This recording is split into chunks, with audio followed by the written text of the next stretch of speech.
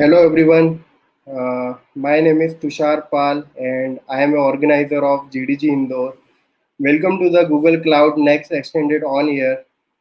Hope you guys are enjoying the event and here is like we have Pradeep with us and Pradeep is 9 years of experience with uh, extensive experience with the cloud technologies and Pradeep have the Google Developers Experts tag as well in the cloud technology and he's going to be delivered the talk in the Getting Started with the BigQuery.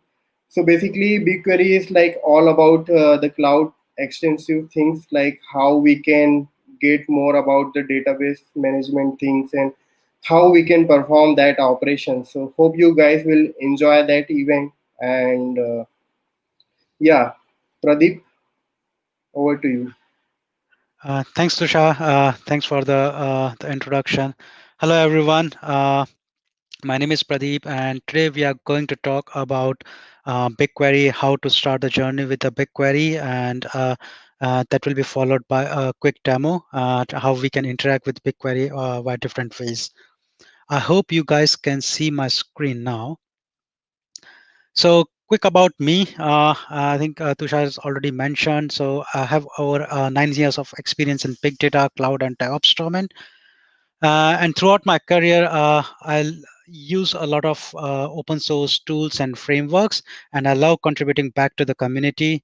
And for that contribution and knowledge, Google has recognized me as a Google Developer Expert in the cloud and HashiCorp as a HashiCorp Ambassador.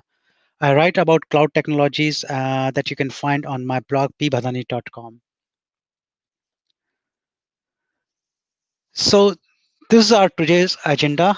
We are going to quickly see about what are the data warehouses and then quickly deep dive into the BigQuery, which is a data warehouse offering solution offering from the Google.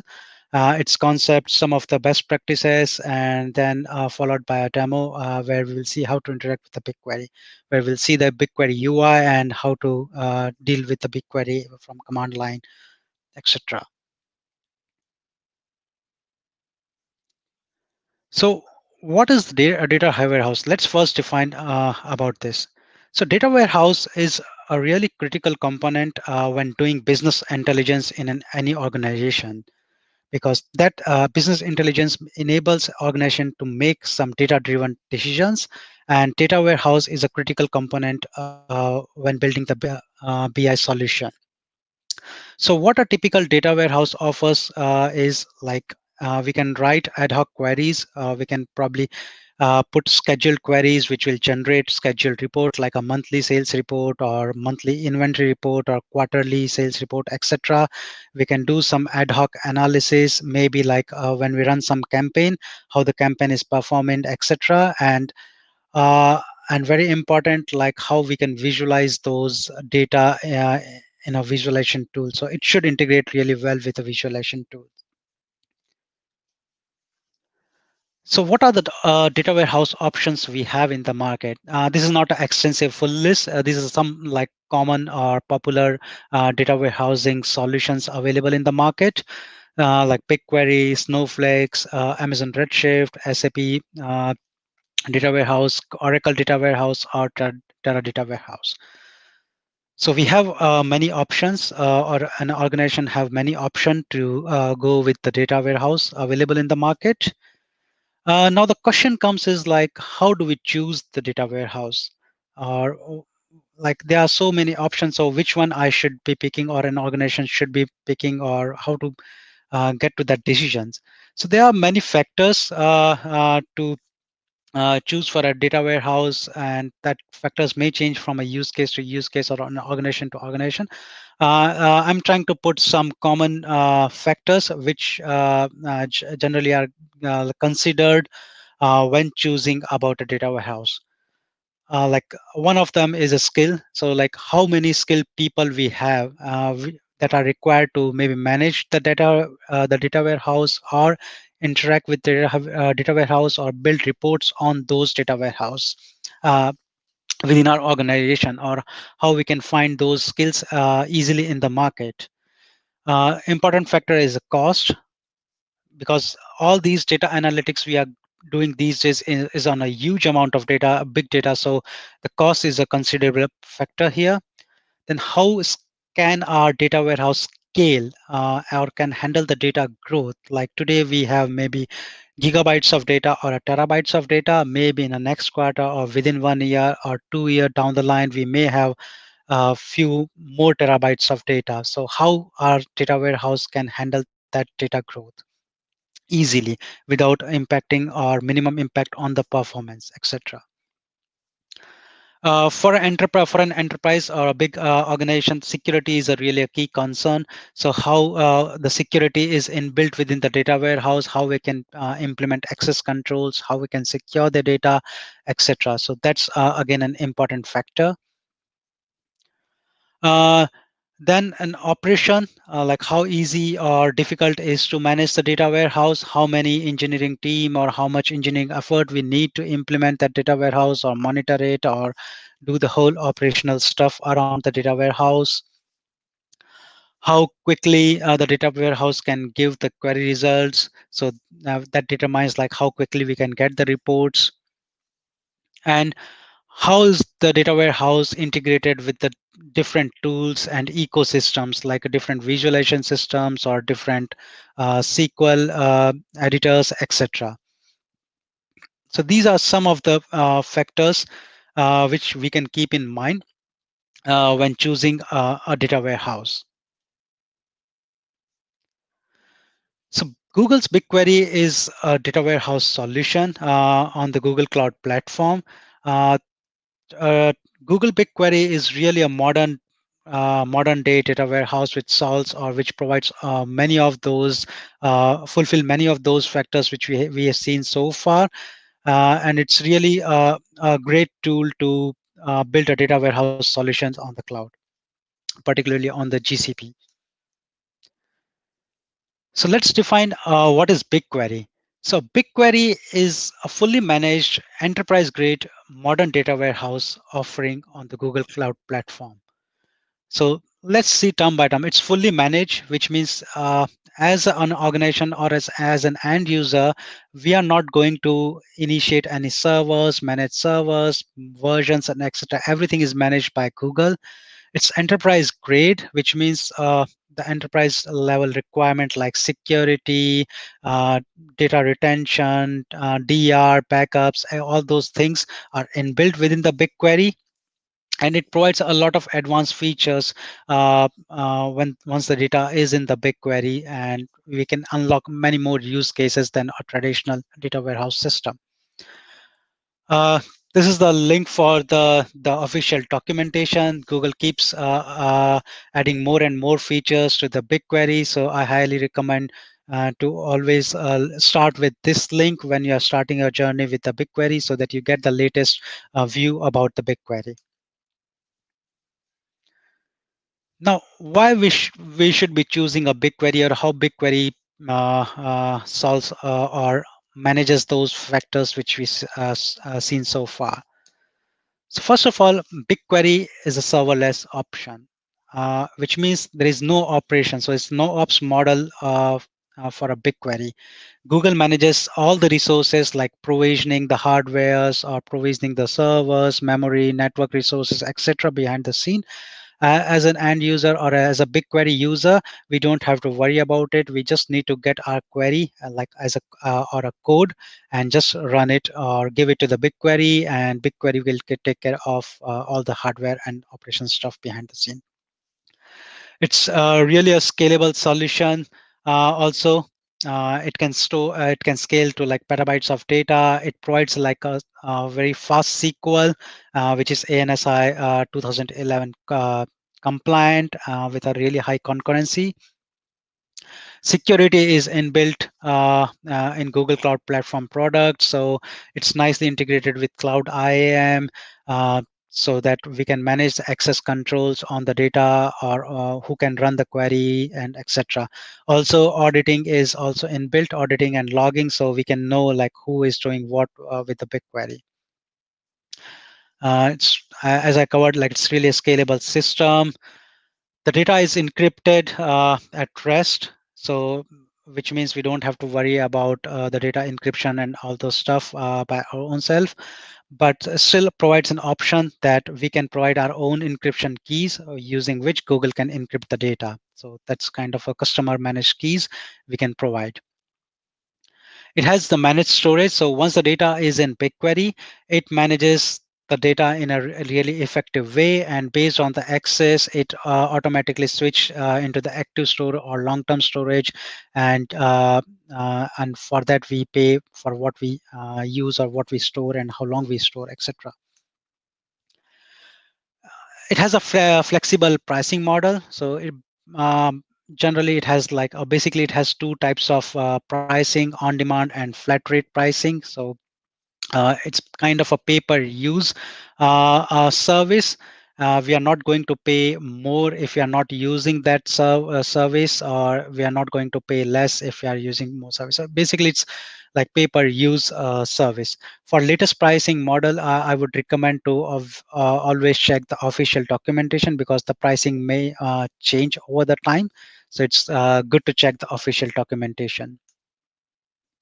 It has a lot of advanced feature, and Google is working really hard on adding more and more advanced features, which are generally not available in the traditional data warehousing more solutions, or many of the cloud data warehousing solutions available in the market.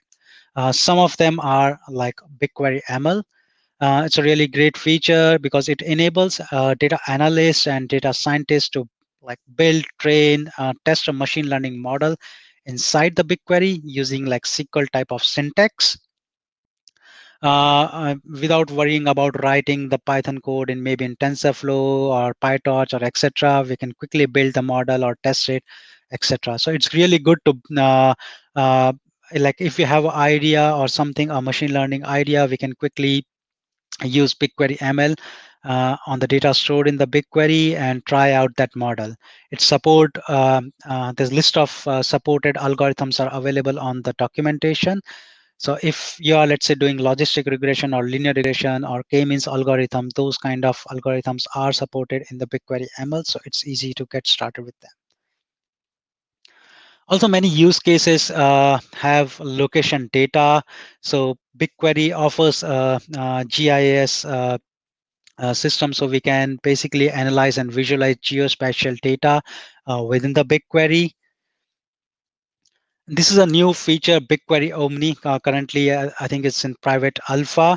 So this feature allows to query data which is stored outside the GCP, for example, in AWS S3, etc. Currently, it's in private alpha. Hopefully, it will become as a beta, and then soon it will be GA. Again, there is a latest announcement on BigQuery is data Q&A, which is kind of a natural language interface analytics on the data stored on the BigQuery. So we can ask questions in a natural language, and BigQuery should form the query and return the results. Again, this is in a private alpha mode at the moment. Let's look about the architecture of BigQuery. BigQuery stores the data in a columnar format. So these are the images of how the data, when we store data in a row base or how we store data in column base. So in traditional databases and data warehouses, generally the data is stored in the row-based storage like this, where let's say you have three columns in a table. So all these three column values are stored together for each row. So when we have this model, if I want to read, let's say, a column 1 or maybe column 2, then the database or data, like the engine has to read the whole row or extract the whole row and then just read the column 1 or column 2. But we are extracting the whole row when we want to just read one column. So which means we are doing like a full row scan. Whereas in column-based storage, each column is stored separately, which means if I only want to read column 1, then the columnar storage system or engine will only extract or read the column 1. It won't touch the column 2 and column 3, which means there is a less data scan. So whenever we have a less data scan, that automatically improves the query performance and etc. And also, generally speaking, like each column has the same data type, so it can compress those columns in a really nicer way. So and that way it can store the data also efficiently. So the columnar based storage has many advantages over the row based storage, and Google BigQuery uses columnar based storage system. Also, the BigQuery has compute and storage as a decoupled, and which is connected with the petabit network, which is like the Google's petabit network.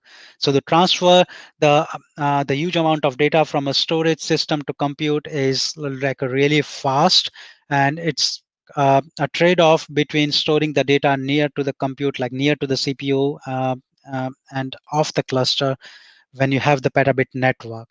And in that way we can scale, or Google can just scale the storage layer or the compute layer separately. So whenever we need to just store more data, we just need to, like the BigQuery, we can just throw data into the BigQuery. It will scale our storage layer. When we write a query, a complex query which needs a lot of computation, it can grow the computation layer and do the analysis and give us the results back. Uh, there are many resources available online, but I recommend to go through these two documents at least if you are starting with a BigQuery. So we have this an inside look at Google BigQuery, like a white paper where it talks about the BigQuery stuffs are implemented in the BigQuery, and then a Dremel engine, which is like the core engine for a BigQuery. So Google released their white paper as well. So I highly recommend to go through these white papers. Now let's go into the some BigQuery concepts. So first of all, a BigQuery, any resource which we want to interact within the Google Cloud Platform, that's all enclosed in a GCP project. So a GCP project is a top level logical container which organizes all the Google Cloud Platform resources like Google Compute, BigQuery, Dataproc, networks, etc., and also manages the billing for what we are using with the service, etc. Then we have a BigQuery data sets. So within a GCP project, we can have multiple data, like this is a BigQuery service, and we can have a multiple data sets. In this diagram, I've just mentioned two data sets, but you can have n number of data sets. Again, data set is a logical container which holds all the BigQuery tables. So now let's see what's a BigQuery tables. So BigQuery table, that's the concept, or that's a construct which contains the data and the schema which describes the data. Okay, what type of data it is, how many columns are there, and what are the column data types, and etc. All those things are in the schema. So the table is created using the schema, and then data can be loaded into the table. Again, a data set can have n number of tables, and table name, fully qualified table name would be like a project ID, which is a GCP project ID, dot dataset ID, and table. uh, just note that project ID is unique globally. Again, a dataset ID is unique within the project, and a table name is again unique in the project. So this fully qualified name of table project ID dot dataset ID dot table is a unique ID. There are three types of tables we can have in the BigQuery. One is like native tables. So when we store the data within the BigQuery, when we load the data within the BigQuery and create a table on top of it, or that's called as a native table. And those are highly performant tables because BigQuery stores the data in its native format in a really efficient way, and it can do a lot of optimization when the data is inside the BigQuery itself. You can also have an external table from a different external data sources that are called as a federated data sources. For example, I can have some data in the Google Sheet or in the Google Cloud Storage or somewhere, and I can create a table in a BigQuery which can read the data from Google Sheet or GCS or etc. all the supported federated data sources. In this model, the data sits outside BigQuery, and whenever we fire a query in the BigQuery, it gets the data and run the analytics and produce the result. These are not as performant as the native tables because the data is sitting outside BigQuery, and BigQuery can't do much optimization, which it do in when we're storing data natively within the BigQuery. Also, third is like view, which is again, it's not anything specific to the Google.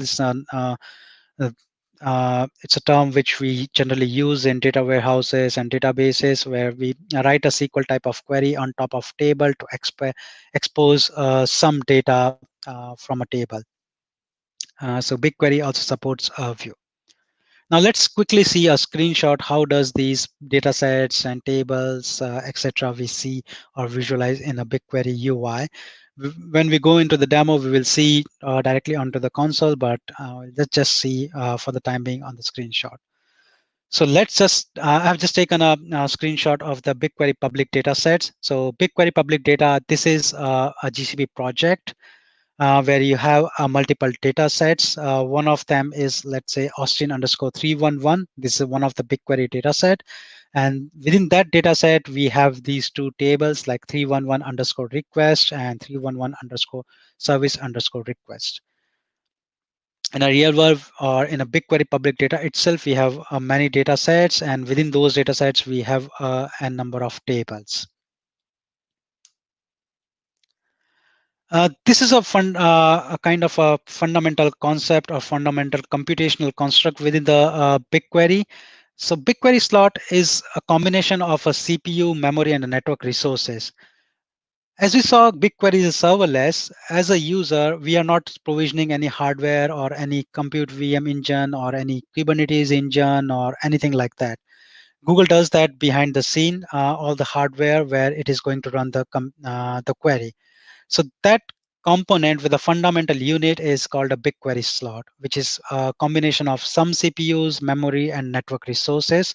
And BigQuery automatically calculates the number of slots required for a query based on the query size, the data it is scanning, and the complexity, and etc. Although the BigQuery is a serverless, fully managed service, there are some service limit. And again, please check this documentation cloud.google.com/BigQuery/quotas for all the latest service limit, because service limits can change over the time. But these are some of the service limit. This is not the full list. Full list is available on the official documentation. Like we can run 100 concurrent interactive queries at a time, or the query execution time is limited to 6 hours. There is no limit on creating data sets in a project. So we can have unlimited data sets, and within the data set, we can have a number of tables. We don't have any limits on that. Currently, we can have maximum 4,000 partition in a table, and etc., or like 10,000 columns in a table. So these are the some service limits which we should keep in mind when working with BigQuery, or when designing architecture which utilizes or uses BigQuery as a data warehousing solution. Then pricing, these are the current pricing based on the documentation. Again, always check the pricing documentation whenever we are calculating the price. So on demand, it's $5 per terabyte of data scan. First 1 terabyte per month is free. Then we have a flat rate, which gives us which costs us like $2,000 per 100 slot if we buy monthly, or $1,700 dollars per 100 slots if we buy annually. We'll just when we are doing a demo, we'll see how much data a query is going to scan, data scan, and etc., and how to write a query so that we do less data scan, what factors to keep in mind so that we pay less for a query, and the query is also performant. There are a number of ways to interact with the BigQueries. Some of them are listed here. Like we can interact with BigQuery using a web UI. The web UI is inbuilt within the Cloud Console, and we still have the classic UI. We can use that. but we should, if you are using a web UI, we should focus on the Cloud Console UI because that's a modern web UI. Then we have a command line utility, which is called BQ. We have client libraries and REST APIs to interact with BigQuery. We can use languages like Go, Python, Java, etc. There are a few languages supported to interact with BigQuery. And then there could be a third-party tools which can interact with BigQuery, maybe using JDBC, ODBC drivers, etc. So this is how the Google BigQuery UI looks like. We have a really nice query editor where we can write a query. Uh, that query editor tells us like the query is valid or not, how much data it is going to process. And based on this data, we can use the BigQuery pricing calculator to see how much how costly the query would be. Also, it provides schema, details, preview, etc. We will see more we'll see all these things when doing the demo. We can run the similar query through command line using a BQ utility like BQ query. Just a flag to say to the BigQuery that we want to use standard SQL, which is the latest SQL recommended by Google, and then just put a query. Or we can use a client library. This is an example of using a Python library. So we can just import the BigQuery packages, create a client, form a query, and just submit a query job to the client and retrieve the results out of it. Before we jump into the demo, let me just cover the slides on the best practices, and we'll relate some of the points when we are doing the demo. So from query performance point of view, we should always avoid the select star. The reason being the BigQuery is a columnar storage. So if we do select star, which means it is going to get all the columns. For example, we have 100 columns in a table, and if we do select star, the query engine is going to read all the 100 columns. But there are most of the use cases, or in many use cases, we don't need all the 100 columns. We generally query maybe on few columns, maybe on 5 columns or 10 columns. So the idea is we should just provide the name of the column which we really require to scan. We should not scan the columns which we are not going to use within the query, because the less column we specify, the less data scan the BigQuery is going to do, which means it is going to cost less and the query will be much more faster to run. We should always use partitions, because again, we focus on chunk of data and we don't do like a full table scan. We should try to do denormalization as much as possible. Storage is cheap in BigQuery. With denormalization, the data is at one place. We avoid joins and etc. So the query could be like faster. BigQuery also supports querying multiple tables using the wildcard, so we should use them appropriately. We should not. We should form a regex which basically to a granular level where we need it. We should not create a regex something which scans a lot of table which we don't need it, etc.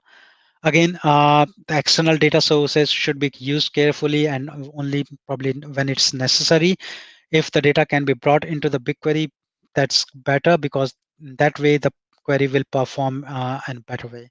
We should avoid or reduce the amount of data which we are putting into the join, because joins are generally complex, and uh, any repetitive data transformation through SQL query should be avoided. For example, we have a data stored in a BigQuery table, and that, let's say we have a column, date column, where the date is stored in YYMMTT. And for our use cases, for a use case, we need to convert that data or the date format into DDMMYY. So for each and every query, computing or manipulating that data type from or date the type from YYMMTD to DDMMYY, we may be able to just run transformation once and store the data in another table and just query that table, instead of running 10 different queries every day or 100 different queries every day and doing the same transformation in a repeated fashion. BigQuery has BigQuery's ability to support nested and repeated fields. We should leverage them, because that really helps to boost the query performance. From cost optimization perspective, we can put table expiration on data set or on each table, which means that data will be deleted after the expiration time. It's really good if we don't need the data for a long time, or we know like how long we are going to need the data. We should leverage this feature so that data is can be made obsolete when we don't no longer need it, and we don't pay for a storage. Avoid data duplication. We can share the data or share the table instead of create just putting the same data in multiple tables for different teams and etc. Should avoid full table scan. Avoid like select star or use partition to avoid full table scan. BigQuery support caching, so we should leverage caching wherever it's required. And it's good to use partitions and clustering features within the BigQuery, because it all these things reduces the amount of the data we are going to scan, and uh, thus it's going to reduce the cost as well. So let's move into the demo. So first of all, let's see the BigQuery UI. So this is a Google Cloud Console, and I'm in my GCP Project workshop demo, and this is where BigQuery is. When we log into the Google Cloud Platform, we won't directly come to the BigQuery. We will be on the project homepage. We can basically go here into the navigation bar, and under the store under the big data or somewhere we'll find BigQuery. I just pinned it because I use frequently BigQuery, so I just created a shortcut. So I can click on BigQuery, and that's going to give me the nice query, the editor. It also shows me the query history. If I can save the query, I can see the saved queries, etc. Then this is my project, and this is the public data sets, public data set project. So within that project, we can see there are so many data sets. So if you don't have any data to play, instead of playing with the dummy data, there is already a public data sets, the real world data set, which we can use to play around with the BigQuery and learn about the BigQuery. So for example, in the screenshot, we saw this Austin underscore 311 data set, and there are two tables. So if I click on this 311 underscore request, I see the schema here. So like the column name, what is type, and the description also. So if the table owner puts a description, we can see it here, and it's really good to put a description so that if someone else is looking at your table and want to understand what this column is for, it's easy to understand. Our description helps in that way. We can see all the metadata like here, like what's the table size, how many rows are in the table, when it is created, what's the expiry, when it was modified, where the data is stored, etc. And if there are labels, we can see the labels as well here. The nice feature is preview. We don't have to run like a select star from this table limit 10 or 100 to just to see what type of data or how the data looks like. We can just click on the preview, and we can see the data within the BigQuery UI itself. So that's really a good feature from the BigQuery. Now let me just get a query which I can just run here. So this is a query where I'm querying this table, and I can just quickly do formatting so that it looks nicer. And we see that this says that the query is going to process 5.9 megabytes. And let's see what's the table size. It's 212. So before this query, let's do one thing.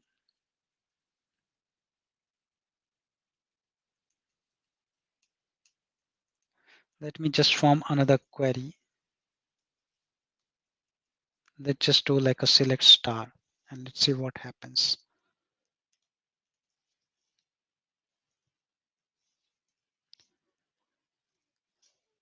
So now it says 212 MB of data, which is like a full table scan, right? So we are, if we run this select star, we'll scan 212 megabytes and will be charged accordingly. But let's say I just need only few columns like unique key and maybe source and maybe status, etc. Now it is only scanning 20 MB or 21 megabyte. It's almost 1/10. So if my query or for my use case, if I only need these three columns, it's good to put these three columns instead of select star, because it's going to do less data scan. I'll just quickly run this query. We'll see the query time. The results are will be here in the tabular format. We can get the result in a JSON format as well, and then we see the execution details like the plan and etc. here, and the job information is also available. We can save the results. We can save in like a Google Drive is a CSV, or we can download it. We can save in another BigQuery table or a Google Sheet or etc. So Google provide those kind of feature. We can schedule a query if there is a need to run this query maybe every day or every certain time. We can schedule it, or we can create a view. Or if you are running this query frequently, we can save the query so that we don't have to construct the query again and again, etc. So this is about how we interact with the query editor from the UI. Let's see some more queries, which has some more data sets. So there is a data set called crypto Bitcoin. So that's a little bit has more data. I think it's in some gigabytes. So crypto Bitcoin transaction table.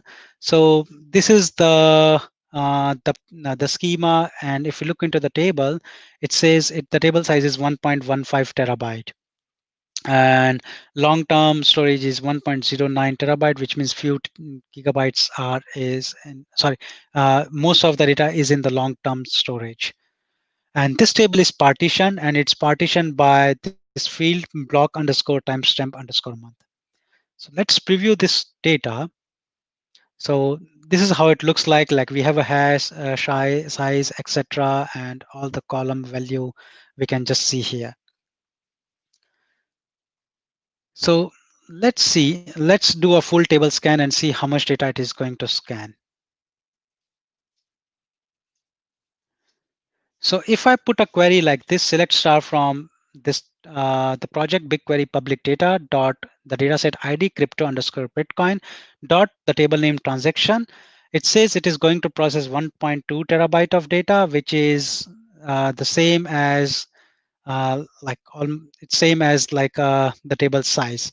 So we can put this bytes in the BigQuery pricing calculator and can get a rough estimate how much this query is going to cost, right? But let's say this query cost X amount of money or something like that, right? But for my use case, I don't need all these columns. I just need few columns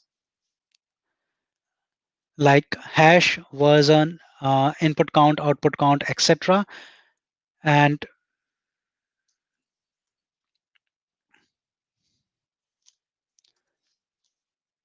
now it only queries, it is going to scan 72 gigabytes. So it's much less than the 1 terabytes, less than a 1/10.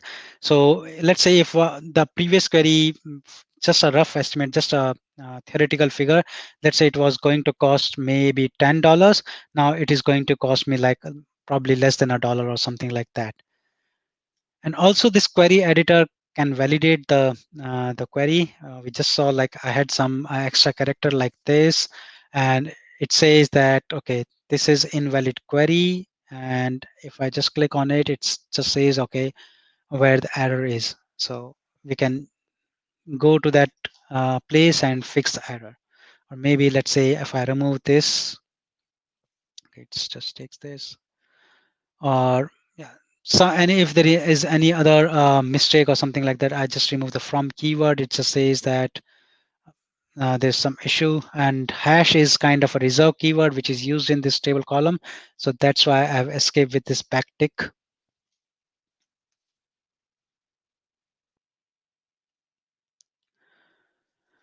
Now still I am doing like I'm not utilizing the partition. I'm just doing like kind of reading all the columns, but reading all the partitions for these columns.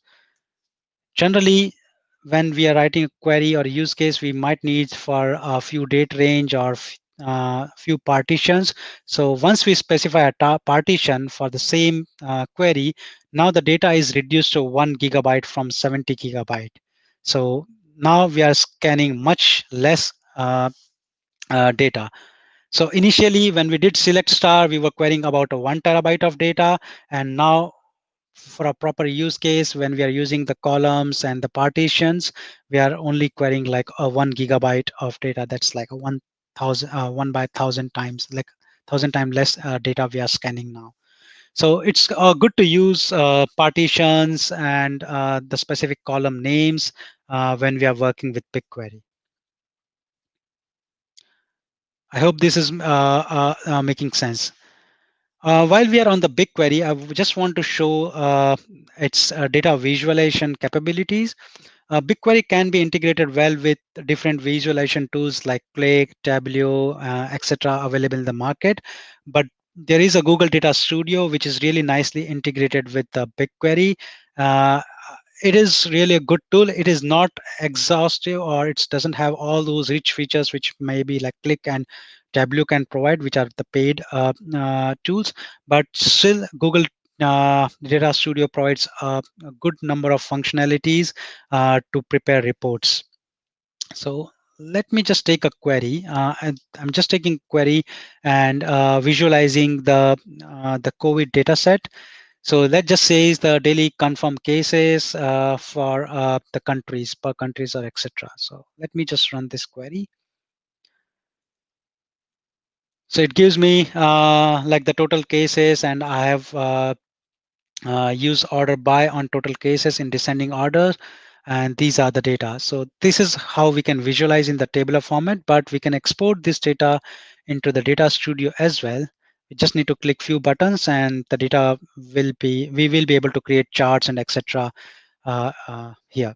So let's just say dimension is GeoID, and the matrix is, let's say, the total number of cases. So we just see that, okay, this is GeoID, and maybe just put countries as well. So we can see like United States, these many cases, Brazil, India, etc.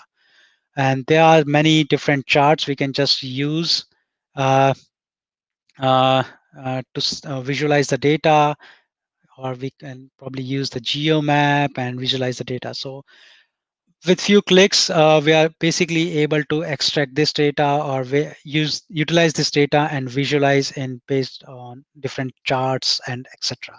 So it's really easy to prepare reports with few clicks. Now let's see how to interact with the command line. So for command line and for the Python library, what I have done is for the demo purpose, I have created a Jupyter notebook, and I'm going to run command lines, Unix commands from the Jupyter notebook itself, and the Python, the commands as well. So this is a notebook, BQ demo CLI, where if you see, I'm using this exclamatory sign, which says that going to run the Unix Unix commands. All these commands in this notebooks are the BQ command lines to interact with the BigQuery. So let's say I want to create a BigQuery data set from a UI. What I can do is I can select my project. I can click here, create data set, fill this form, and I can create the data set. To create it from the Jupyter notebook, I can just say PQMK. Then I can provide the location where my data, the data set data within for all the tables within the data set should store, like maybe in the EU region or in the US region, or maybe in the specific region like India or Australia or etc. The table expiration time, the description, I'm putting a label as well, and then the data set ID. Uh, sorry, this is the table. Sorry, this is the data set ID GCP next demo. So let me run this shell. So it says dataset workshop demo GCP next 20 underscore demo is created. So if I just go here in my workshop demo, this is previously created, just ignore it. So let me just refresh the page, and let's see if we are able to see that new dataset. So I can see this GCP next 20 demo. The description I did not provide it, labels I did not provide, and all these things. I can see that it was created on 22nd August, and this is like my browser time, current time, which is 12:14. Then let's create a table. For now, we just create a data set, so there's no table within this data set. Let me create one table. I'm saying the table name is rides, and this is its schema. Bike ID, integer, bike type, start doc ID, destination doc ID. This is just a dummy table, and I've just prepared some dummy data to just for a demo perspective. I'm running this the shell. So I can run it using this command, or I can run with shift enter. So it says that this table is created. So let me just refresh it.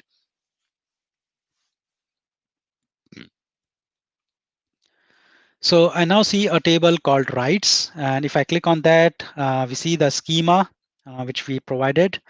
The details, okay, its table size is 0 byte because we just created a table with schema. We have not loaded any data, so there is no data within this table. We put the label as type is equals to experiment, and the description like just writes, etc. And the data location was EU. Now we can also create a table with schema defined in a file. So I'm just preparing a file called rights underscore schema.json. So with the same schema, like bike ID is integer, bike type is int string, start doc ID, destination doc ID, duration.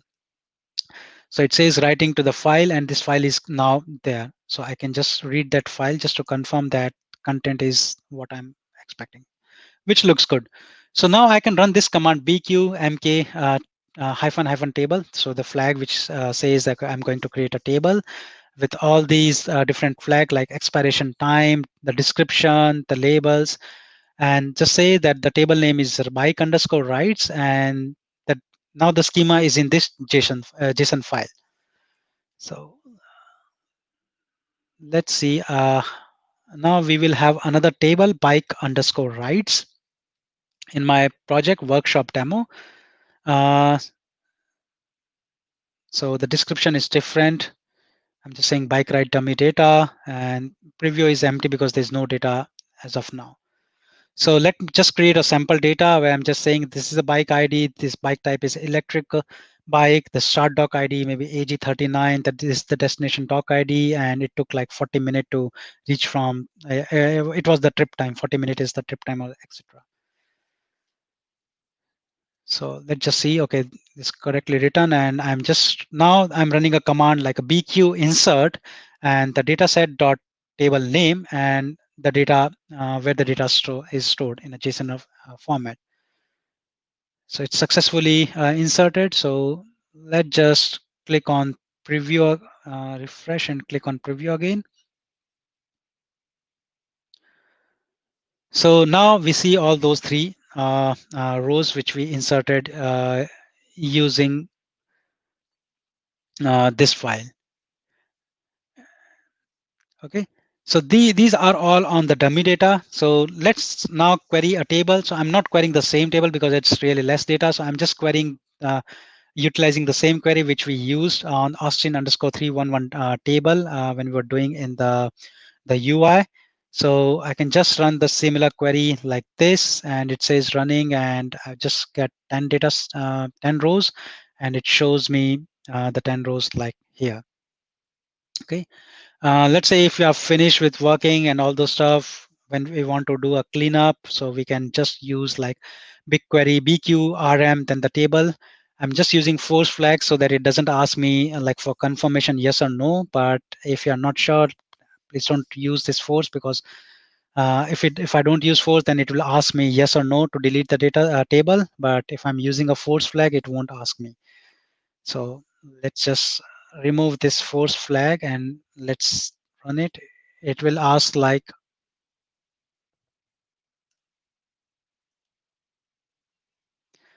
yes or no or something like that. So which is fine. So let me just run it forcefully and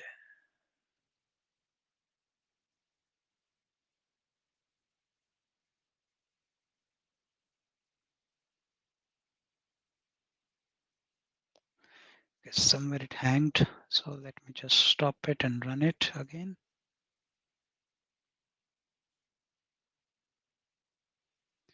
So it is completed. So if I refresh, so I now only have one table. The rights table is gone. It's only bike rights. So I can remove that as well. And if I refresh, so there is no table in this data set now. And now I can clear out the data set as well. Uh, let's refresh. And there is no GCP Next 20 dataset anymore. So this is how we interact with BigQuery. These are the few commands. The whole list of commands are on the documentation, how to do some stuff with the BigQ utility. Let's do some interaction using the Python library. You can do similar stuff in Go or Java or etc. in your favorite language if it's all supported languages for the BigQuery. But I'm just taking an example of Python. In this example, I'm not going to create those tables again. I'm just going to show how to query some existing table within using the Python libraries. So first of all, we need to install the library, which is Google Cloud BigQuery. So I'm just doing a pip install upgrade. So if it is installed already, that's fine. If it is not installed, it will install that library in my system. Now I can just start writing a Python program. Uh, Python program. So I can just say from google.cloud import BigQuery. Now I have imported the BigQuery package. I'm just creating a client, BQ underscore client, and providing a project ID. Then let's form a query, which is the same, like select, take the city and the count of the city, which is the incident count, and group by the city. So just to see like what are the top 5 city which has the most incidents reported, etc. This is the query I formed, and now I'm submitting a query to the BQ client, which is finished by now. And we can just read the data using just doing a for loop on the results which the client has written, and we can just see that these are the values. And if we run the same query on, let's say, on the UI, we'll see the similar results. So we'll say like Austrian 749,371 and Manner 1799, etc. So this is how it's easy to interact with the BigQuery. And when we are starting learning or anything, we don't have to worry about data loading or something. There are so many public data sets available. So we just need a Google Cloud account, and Google provides like a free trial account. It gives like, I think, $300 is a free credit as well. So it's really easy to start. We don't need any infrastructure or anything to provision. We just came to the Google Cloud platform, and within few minutes we were able to run queries on the data which is already provided by public data sets and etc. Or imagine if when you are working within the organization and some teams has already put these data sets. So if you're onboarding a new analyst or something, it's really quickly to onboard any data analyst or etc. We just need to give access to the proper the GCP project and the data sets, and everything is on the UI and can do everything on the cloud. So it's really easy and quickly to onboard any users or analytics analyst, data scientists, etc. to the BigQuery. And when we ran any query or something, we see like I did not provision any hardware, not before I started this session in the background or something like that. I only started this Jupyter lab, which is nothing to do with the BigQuery. It's just to do with it for the demo purpose. I could run the same command, BQ command, using the Cloud Shell, which is like a small Unix box which Google provides. But I thought like the Jupyter, the notebook would be much easier to go through. So this is all about the demo. Now I think we are open for the questions. So any questions I'm here to take from the audience. And thanks everyone for your patience and listening to this session. I hope it helps you to get started with your BigQuery journey. So hello. So thanks Pradeep for like giving a very such wonderful session here, and I hope like everyone enjoy that session because and even like that field is also relevant to me, so that I was also seeing that session and just checking like how BigQuery and how all the things are working, and like how we can integrate the things, because that is something relevant to the cloud things. So, guys, there is a feedback form as well in the description.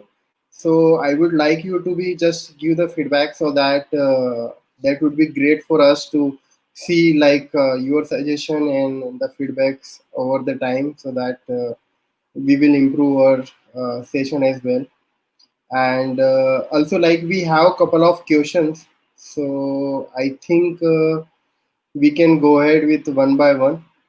Yeah, sure. Yeah. So. So there is a one question from Sangeet Chopra, which is Mhm. the better big table versus BigQuery for storing large number of events.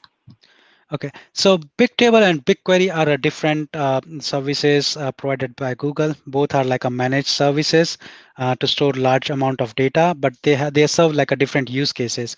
So BigQuery is more for like solving data warehousing problems, where you're like writing reportings and etc. BigQuery is really fast; it gives results in seconds, something like that. So it can be used in kind of for a near real-time use cases, something, but it's more for reporting and all those stuff.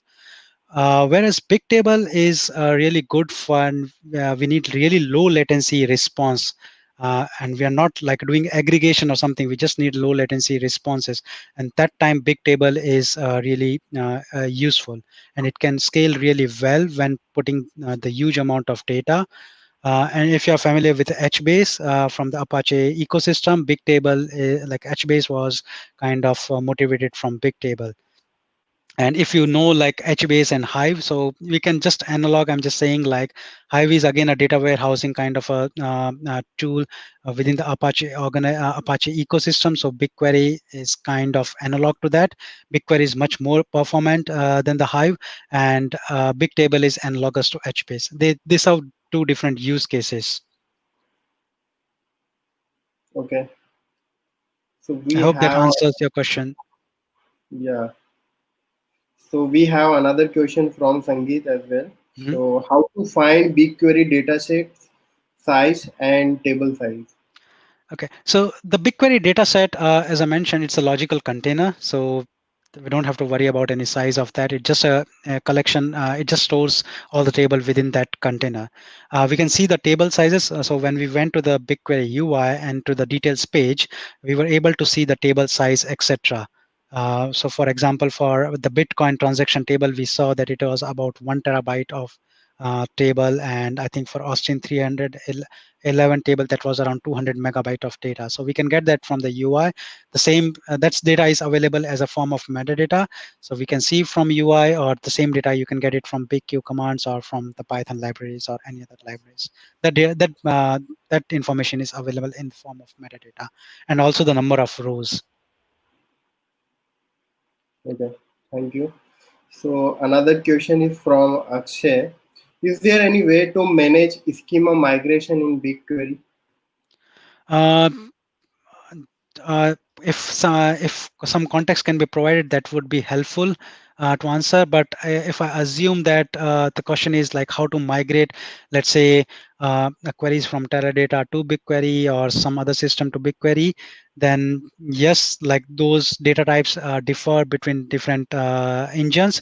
So we can Google has documentation and guides like how to migrate and queries from different system to the BigQuery. There's some guidance are available on the official documentation. Okay, I think we are done with the question, but I personally have one question for you.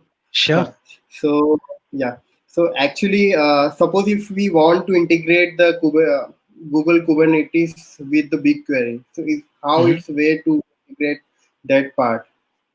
Okay, so I'm assuming you're running some application on GKE, and probably you want to maybe read some data, or maybe you just want to store some data into the BigQuery. So the nice thing about BigQuery or any service within the Google is like it's all really integrated well within each other, and we can easily read, like we saw, like we have these Python libraries, right? So if your application is in Python, you can just use those kind of libraries to interact with the BigQuery. If you want to query or store the data, etc. Or if you want BQ, you can do that as well. But mostly when we are running an application, we probably would want to do with some language like Python or whatever language you are using for the application and supported by the BigQuery. So the client libraries are there and the REST APIs are there, so you can interact using those. Okay. It's just that Yeah. we need to give the proper access, that the whatever the service account your pod in the GK is running your application should have access to read or write the data onto the BigQuery table which you're aiming to connect to. Yeah. So yeah, got the answer. So I think we are done with the questions. So guys, if you have any question, you can just post it on any of the channel which is shared by the Pradeep. Pradeep will be happy to answer these questions. Sure. And Yeah, you can connect me afterwards as well, like on LinkedIn, or you can reach me out on Twitter, GitHub, etc.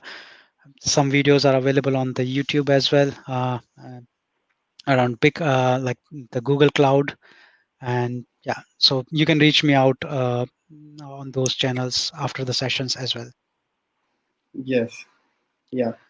So uh, thank you, Pradeep. I uh, think hello. yeah, go ahead, Tushar. Yeah, yeah. So Sorry. thank you, Pradeep. I think like we are done with the event, and like it's really so great event, and like we are so honoured to be like have you as a speaker and like sharing that knowledge which is relatively to BigQuery, and I hope like everyone will be like getting exposure about the BigQuery, and they will get some things the integration part in future. Yeah. So for all of you, if you have some feedback or something, so just check out the description section and just give the feedback. uh, thank you so much. And we are also having like in the coming week we are also having some more events that is relevant to the Google Cloud Next Extended. And that because like we are having the like the multiple chapters, ha- those are organizing this event. So basically like you can also a part of that event as well. And they are the different topics as per the Google Cloud Next which we have decided. So just stay tuned and happy. Thanks, Tushar, and thanks everyone from the GDG team for having me here, and thanks to everyone who joined the session. I hope you guys enjoyed it, so and it helps you to start your journey with the BigQuery. And all the best with your journey in the Google Cloud world and with the BigQuery and other services. Thanks, everyone. Thank you. Thanks. Thanks.